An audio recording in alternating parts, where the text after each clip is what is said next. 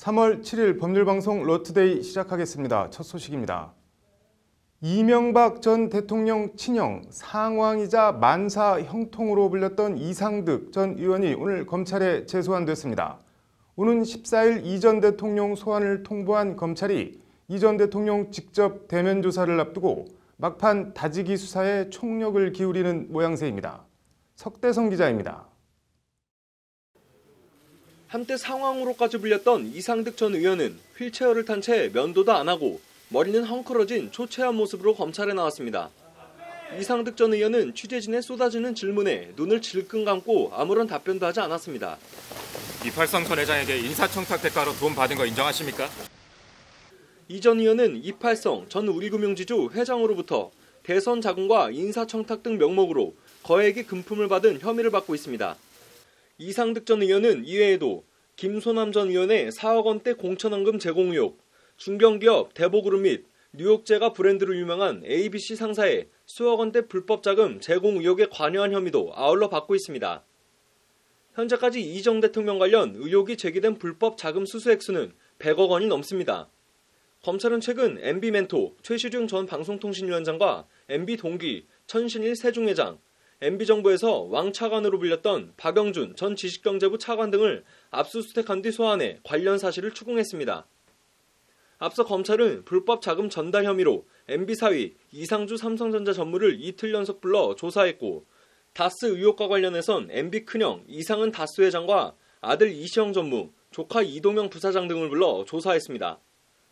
아들과 조카, 사위, 그리고 오늘 만사형통이라 불렸던 MB 친형 이상득 전 의원까지 모두 개별 범죄 혐의를 받고 있는 피해자들이지만 전체적으로 보면 이 전 대통령 직접 조사를 위한 징검다리이기도 합니다.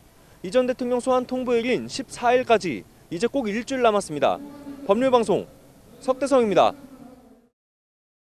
대통령직 속 정책기획위원회 산하 국민헌법자문특별위원회가 대통령 4년 연임제를 골자로 하는 개헌안을 유력하게 검토하고 있는 것으로 전해졌습니다.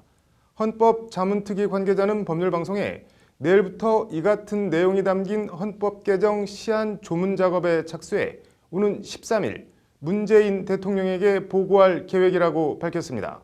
어떤 내용들이 담기는지 장한지 기자가 취재했습니다. 개헌 관련 국민들의 의견을 듣기 위해 개설한 국민헌법자문특별위원회 홈페이지입니다. 지난달 19일 홈페이지 개설 후 3주도 안 돼 홈페이지와 SNS를 통해 개헌 관련 의견을 낸 국민들이 무려 450만 명이 넘을 만큼 뜨거운 호응을 받았습니다. 그만큼 개헌에 대한 관심이 높다는 반증이기도 합니다. 전문가와 각계각층의 다양한 의견을 수렴한 헌법자문특위는 개헌안에 담길 정부 형태로 대통령 4년 연임제를 유력하게 검토하고 있습니다. 가장 다수안이 연임에 한해서 중임을 하는 4년 중임제안, 그 안이 다수안인 것 같고요. 대통령 4년 연임제 개헌은 문재인 대통령의 소신이자 대선 공약이기도 합니다. 4년 중임 대통령제로의 개헌은 5년 단임제의 폐해를 극복하는 길입니다. 긴 호흡의 국정 운영과 장기적 비전의 실행이 가능해집니다. 대통령 연임제는 중간평가 성격의 재선을 통해 국민이 대통령과 정부를 평가할 수 있다는 점, 연임 시 안정적이고 지속적인 국정 운영이 가능하다는 장점이 있습니다. 반면 지금도 제왕적이라는 비판을 받는 대통령의 권력이 더욱 비대해질 것이라는 비판도 만만치 않습니다. 이런 비판을 고려해 헌법자문특위는 현재 대통령 직속인 감사원의 독립기구화, 국회 비준 동의를 받아야 하는 조약 대상 확대, 예산 법률주의 명문화를 통한 국회의 예산 통제권 강화 등 대통령 권한은 줄이고 국회의 권능을 키우는 방안도 함께 포함시켰습니다. 무소불위 권력이 됐다는 비판을 받는 검찰에 대한 견제 차원에서 현행 헌법에 규정된 검사의 독점적 영장 청구권 조항 삭제도 적극 검토하고 있습니다. 헌법자문특위는 내일부터 헌법 개정 시안 조문 작업에 들어가 12일까지는 최종안을 확정할 계획입니다. 12일 날 의원의 자문안은 아마 확정될 것으로 알고 있는데요. 13일 날 정도 보고가 예정돼 있거든요. 안을 공개한다거나 또는 내용을 밝힌다거나 이런 부분은 청와대에 6.13 지방선거와 동시에 개헌 국민투표를 하려면 일정상 이달 하순까지는 개헌안이 발의돼야 한다는 게 헌법자문특위의 설명입니다. 상으로 보면요, 발의, 공고, 국회 의결 네. 이런 과정을 거치려면 이 3월 하순이 가기 전에는 발의를 해야죠. 아마 이 20일 직후에는 아마 이 발의 결정을 해야 되지 않을까? 국회 개헌특위 논의가 지지부진한 가운데 일정을 감안하면 청와대발 개헌안이 사실상 유일한 개헌안이 될 가능성이 높습니다. 청와대발 개헌안이 발의될 경우 공을 받아든 국회가 어떤 결정을 내릴지 주목됩니다. 법률방송 장한지입니다. 총선을 앞두고 특정 정치인의 공천을 반대하는 피켓을 들고 1인 시위를 벌였다면 공직선거법을 위반한 불법 행위일까요? 아니면 정당한 의사 표시일까요? 대법원 판결이 오늘 나왔는데 불법 선거운동은 아니지만 공직선거법 위반엔 해당한다고 판결했습니다. 불법 선거운동은 아니지만 불법 선거운동 광고물 게시엔 해당한다는 판결. 판결 사유가 어떻게 되는지 신세아 기자가 심층 리포트로 짚어봤습니다. 4.13 총선을 2달 정도 앞둔 지난 2016년 2월 김민수 전 청년 유니온 위원장이 국회 앞에서 피켓을 들고 1인 시위를 벌였습니다. 피켓엔 당시 경제부총리였던 최경환 의원의 채용 청탁 의혹을 언급하며 이런 사람은 안 된다고 전해라는 등의 문구가 적혀 있었습니다. 구호 등을 외치진 않았지만 특정 정치인에 대한 공천 반대 의사를 표시한 겁니다. 검찰은 같은 해 9월 김민수 전 위원장을 공직선거법 위반 혐의로 기소했습니다. 쟁점은 크게 두 가지입니다. 김 전 위원장의 행위가 공직선거법이 금하고 있는 불법 선거운동과 불법 게시물 부착에 해당하느냐 여부입니다. 1, 2심은 불법 선거운동과 불법 게시물 부착을 모두 무죄로 봤습니다. 공천 반대 1인 시위는 단순한 지지 혹은 반대 의사 표시로 선거운동에 해당하지 않고 선거운동에 해당하지 않는 만큼 해당 팻말을 불법 선거운동 광고물 게시로 처벌할 수 없다는 것이 1, 2심 재판부 판단입니다. 1, 2심에서 무죄가 난 판결은 하지만 대법원에서 뒤집어졌습니다. 대법원 2부는 오늘 무죄를 선고한 원심을 깨고 사건을 유죄 취지로 서울고법으로 돌려보냈다고 밝혔습니다. 대법원은 우선 공직선거법상 선거운동의 개념을 폭넓게 해석했습니다. 공직선거법의 선거운동과 관련해는 선거운동의 즈음에 선거운동에 관한 사항을 동기로 해라는 의미로 광범위하게 봐야 한다는 것이 대법원 판단입니다. 즉, 직접적인 선거운동뿐 아니라 선거에 영향을 미치는 행위, 선거에 관한 행위 전체를 선거운동과 관련한 행위로 봐야 한다는 겁니다. 이를 바탕으로 대법원은 이런 게시는 선거에 영향을 미치기 위한 것으로 보이고 비록 김민수 위원장의 1인 시위가 선거운동에 해당하지 않더라도 게시물 위반죄가 성립한다고 판시했습니다. 즉, 공천반대 팻말 1인 시위가 불법 선거운동은 아니지만 팻말 자체는 선거운동과 관련한 것으로 불법 게시물에 해당한다는 것이 대법 판단입니다. 하지만 법조계 일각에서는 선거 기간엔 팻말도 들지 말라는 것이냐며 대법원 판결을 강하게 비판하는 목소리가 적지 않습니다. 금지되는 행위가 너무 많아지는 거죠. 그러면 선거운동이 아니어도 처벌할 수 있다고 해버리면 사실상 이거는 뭐 기소하는 사람한테 완전한 자의적 해석권을 주는 거잖아요. 그러면 앞으로 선거운동과 관련해서 어쨌든 여러 사람들의 표현의 자유가 위축이 되겠죠.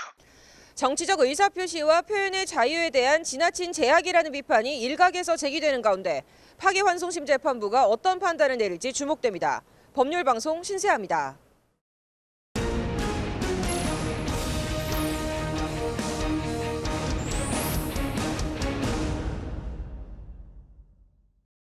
네, 6.13 지방선거가 이제 석 달 남짓 앞으로 다가왔습니다. 오늘 로인사이드는 공직선거법 개정안 얘기해보겠습니다. 정한솔 기자 나와 있습니다. 정 기자, 공직선거법 개정안이 그제 국회 본회의를 통과했다고 하는데 어떤 내용인가요? 네, 지방선거 광역의원과 기초의원 선거구를 일부 조정하고 또 의원 정수도 일부 재조정했습니다. 이에 따라 시도 광역의원 정수는 현행 663명에서 690명으로 27명이 일어났고요. 또 일선 시군구의 기초의원 같은 경우도 정수가 지금보다 29명이 늘어났습니다. 일단 공직선거법이 본회의를 통과한 건 다행인데 좀 많이 늦은 거죠? 네, 원래 공직선거법상 선거구는 선거일 6개월 전까지 획정해야 합니다. 네. 법대로라면 이번 6.13 지방선거 같은 경우에는 선거구가 지난해 12월 13일까지는 획정됐어야 네. 했습니다. 네. 근데 거의 3개월 가까이 늦어진 겁니다. 왜 그렇게 법안 처리가 늦어진 건가요? 네, 일단 짐작하시겠지만 네. 여야 간의 정쟁이 가장 큰 문제였습니다. 네. 공직선거법 개정이 본회의에 상정되려면 먼저 국회 헌법 개정 및 정치개혁특별위원회를 거쳐야 합니다. 네. 네, 그런데 개헌 문제를 놓고 여야 간 이견과 네. 고성이 오가다 보니 이 논의가 제대로 되지 않았고요. 네. 또 일부 의원들이 자기 지역구의 광역의원이나 기초의원의 수가 줄어들면 안 된다고 지역 이기주의 고집을 부리는 네. 바람에 결국 2월 임시국회 마지막 날까지도 개정안이 처리되지 못했습니다. 관련 법에 따라서 지난 2일부터 6.13 지방선거 예비 후보자 등록이 시작됐습니다. 네. 그런데 선거구가 획정되지 않은 상태에서 예비 등록이 시작되다 보니 네. 여기저기서 혼선과 볼멘 소리들이 터져나오고 있고요. 네. 또 국회는 결국 지난 5일에 원포인트 본회의를 열어서 네. 이 공직선거법 개정안을 처리했습니다. 뭐 부랴부랴 처리했는데 통과가 늦어진 거 말고 다른 부작용은 뭐 없나요? 공직선거법 개정이 통과됐다고 해서 선거구가 바로 획정되는 것이 아니라 네. 각 지역별로 선거구 획정위원회의 최종 획정을 거쳐야 합니다. 네. 그래서 이 경우에는 추후에 선거구역이 바뀌는 예비 후보자들이 자신의 선거구역을 다시 선택해서 해당 선관위에 다시 등록을 해야 하는 불편함을 감수해야 하고요. 네. 또 무엇보다 선거구가 바뀌면 공약도 다시 마련해야 되는데 이로 인해서 급하게 공약을 다시 마련하다 보면 졸속 공약, 또 네. 졸속 선거라는 비판을 피하기는 좀 어려워 보입니다. 네. 또 주민수에 따라서 선거 비용 제한액이 변경되는 등 예비 후보자들이 감내해야 할 불편함이 이만저만이 아닙니다. 네, 뭐 다른 문제가 더 있는 것도 있나요? 네, 선거 구간 인구 편차가 너무 심하지 않도록 헌법재판소가 2014년 10월 국회의원 선거 구간 인구 편차를 최대 200% 이내로 해야 한다고 결정한 바 있는데요. 네. 졸속으로 공직선거법을 통과시키다 네. 보니 현재 이 인구 편차 200% 원칙마저 지켜지지 않아서 네. 지금 해당 선거구 주민들이 위헌 심판 소송을 제기하는 등 이런저런 문제점이 여기저기서 계속 드러나고 있습니다. 네. 뭐 제때 못할 거면은 뭐 한 번에 제대로나 하든지 하는 생각이 안 들 수가 없네요. 잘 들었습니다.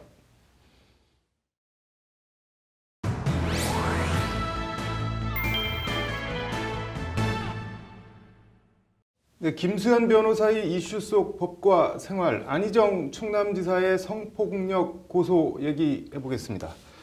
김 변호사님, 지금 고소장이 제출됐다고 하던데 검찰이 직접 수사에 착수한 거죠? 네, 그렇습니다.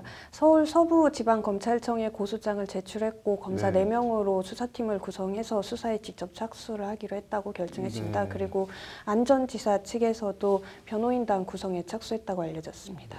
성폭력 사건의 검사 4명이면은 뭐 아주 세게 수사하는 건데 고소장에 적힌 정확한 죄명이 어떻게 되나요? 업무상 위력에 의한 추행 그리고 위계에 의한 간음이라고 알려졌습니다.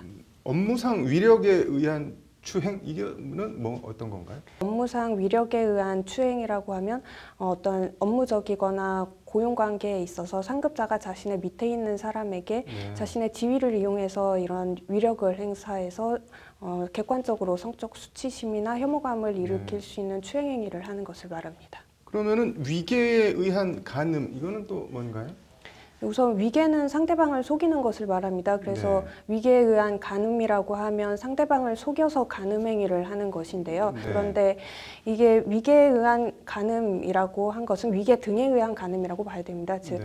이 간음 부분도 추행과 마찬가지로 위력에 의한 간음이라고 이해하는 것이 맞는데요. 왜냐하면 네. 지금까지 밝혀진 사실관계에 의하면 안전지사가 충남도지사라는 네. 자신의 지위를 이용해서 그 밑에 있던 부하 직원인 정무비서에 대해서 네. 간음이나 추행행위를 했다 이렇게 알려졌기 때문에 위력을 행사했다고 봐야 되고요. 네. 이런 오해가 생긴 이유는 법조문에 위계 또는 위력을 행사해서 간음한 자라고 규정을 이렇게 함께 규정하고 있기 네. 때문에 이런 오해가 생긴 것 같습니다. 그러면은 뭐 혼인빙자 간음 이런 거랑은 뭐 완전 다른 건가 보네요. 예전에 지금은 폐지되긴 했지만. 네, 혼인 빙자 간음은 쉽게 말해서 너랑 나랑 결혼하자 그러니까 성관계를 네. 가져도 된다 이렇게 상대방을 속여서 간음 행위를 한 경우에 성립을 했었는데요. 네. 사실 성립하기가 굉장히 어렵습니다. 그럼 안지사는 그 건에는 해당이 아니고 위력에 의한 간음으로 봐야 된다는 말씀인가요? 네, 그렇습니다. 그러면은 위력에 의한 간음은 일단 성폭행은 아닌 건가요? 다른 건가요? 어떻게 되나요? 네, 성폭행은 형법상 강간죄에 해당이 되는데요. 네. 강간죄가 성립하려면 폭행 또는 협박이라는 수단이 있어야 합니다. 네. 그런데 지금까지 밝혀진 사실관계에 따르면 폭행이나 협박이 있었다는 얘기는 없기 때문에 네. 성폭행까지는 성립하지 않을 것 같습니다. 네. 그럼 내일 좀 얘기 더 들어보겠습니다. 형량이나 이런 것들 오늘 잘 들었습니다. 이어서 법조계 소식 전해드리겠습니다. 이재용 삼성전자 부회장 상고심 변호인으로 선임돼 전관예우 논란을 빚은 차한성 전 대법관이 오늘 사임했습니다.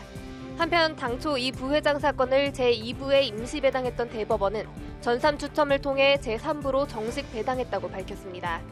대법원 3부는 조희대 대법관이 주심 대법관이며 김창석, 김재형, 민유숙 대법관이 속해 있습니다. 대검 감찰본부는 오늘 후배 여성검사 등 2명을 강제추행한 혐의로 구속 기소된 김모 부장검사에 대해 해임 의견으로 법무부에 징계를 청구했다고 밝혔습니다. 또 피의자와 부적절한 교류를 한 정모 고검검사에 대해서는 면직 징계를 청구했습니다. 서울지방변호사회와 한국헌법학회는 내일 서울 서초동 변호사회관에서 대체복무제 도입에 관한 강연 및 토론회를 공동 개최합니다. 강연은 대만의 대체복무제와 시사점을 주제로 열리며 이후 한국의 대체복무제 도입에 대한 토론이 진행됩니다. 대한변호사협회는 영국 사무변호사회와 함께 12일 서울 역삼동 변협회관에서 국제변호사의 역할을 주제로 세미나를 엽니다. M&A 및 국제중재 분야에서 영국법을 이용한 업무 처리, 영국 사무변호사 자격 취득 방법 등에 대해 논의합니다.